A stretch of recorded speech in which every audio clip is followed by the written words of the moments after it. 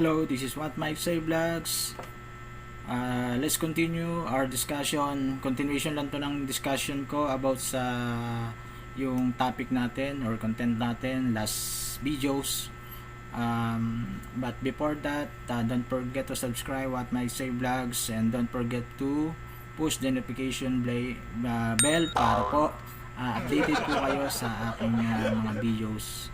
And then if you like, and comment din po kayo sa comment box. You're free to comment. And then pagpapatuloy ko lang yung aking yung actual vlogging or reality vlogs about sa reality case natin. So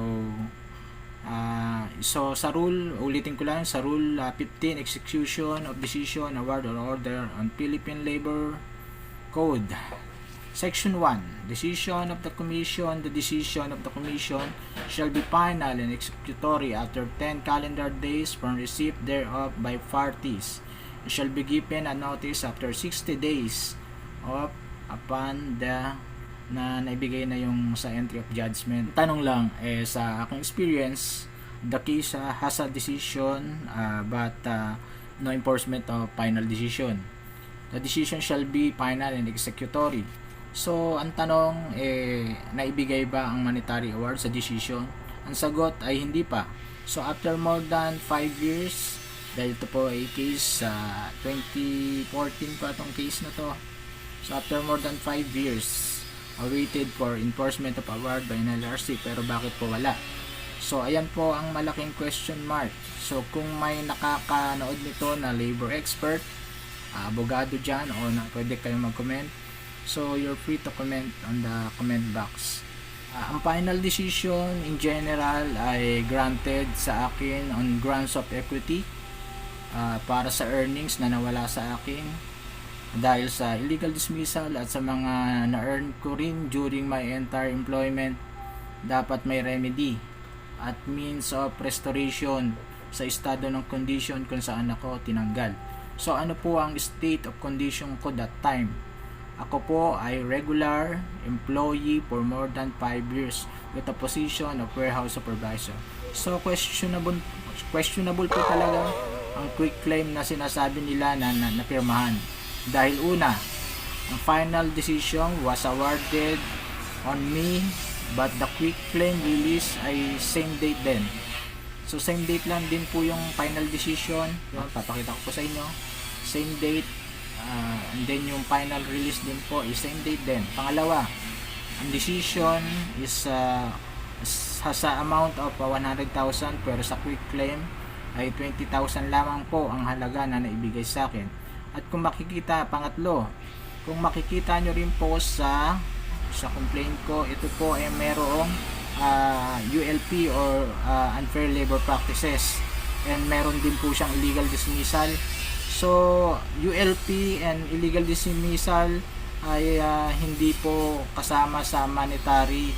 Kung halimbawa mang nagkaroon ng quit claim, hindi po siya kasama sa settlement dahil dapat po ito ay nililites kung talagang totoo.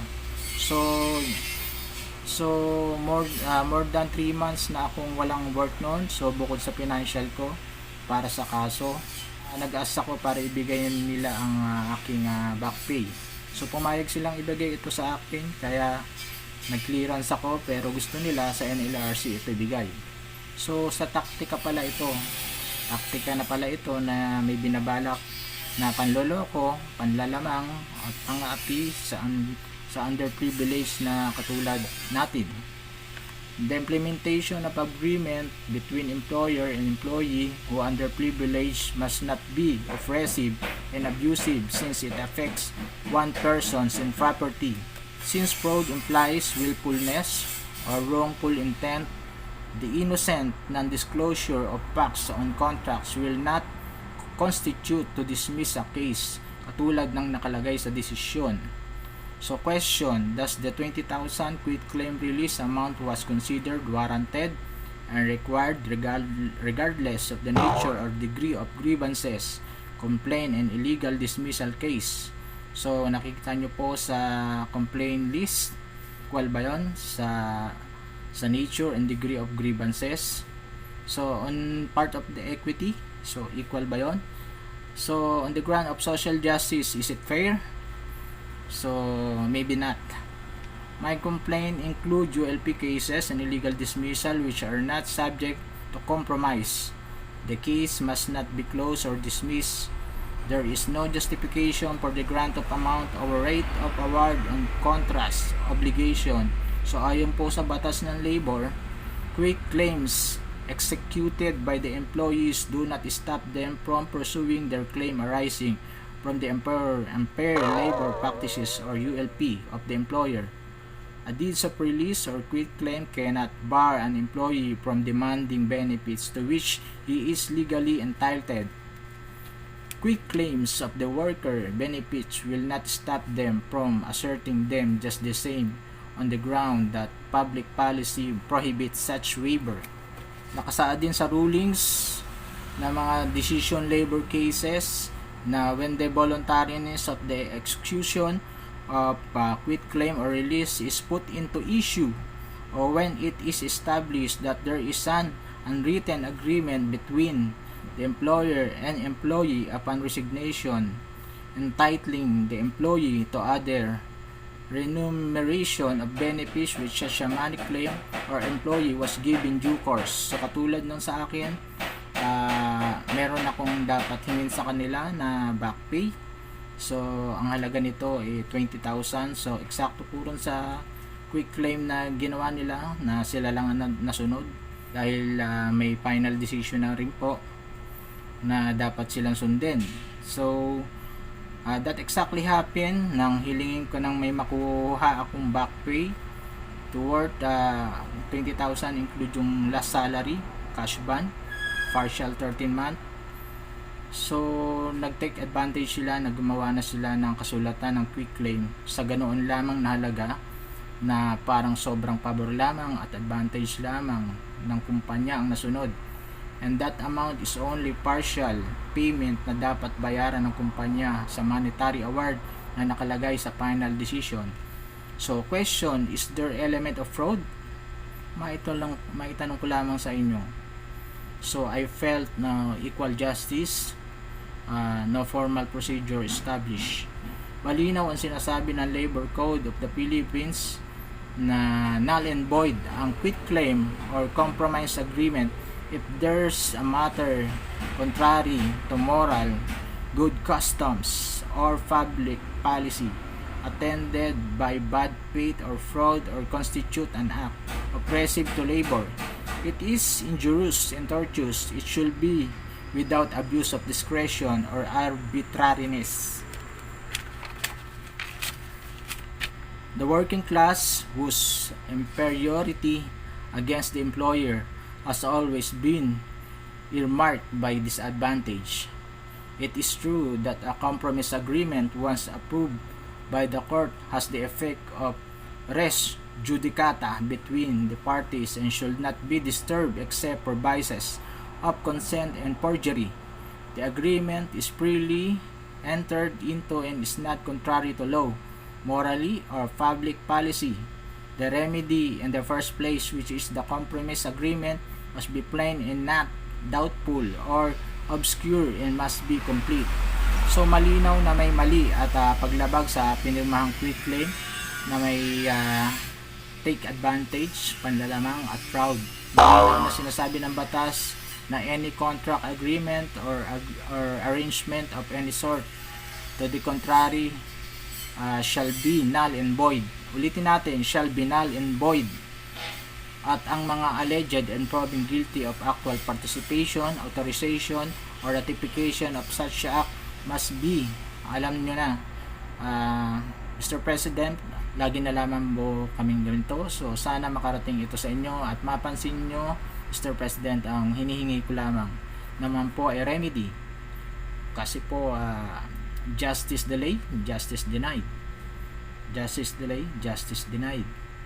And kung may final decision na po, ito po ay should be final and executory at dapat enforce na po ng Department of NLRC all through the enforcement of sheriff of of the department.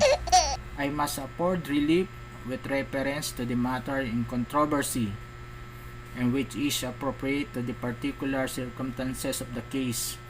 The rule of evidence prevailing in courts of law or equity shall not be controlling. Dapat may ilabas na po ang resolution.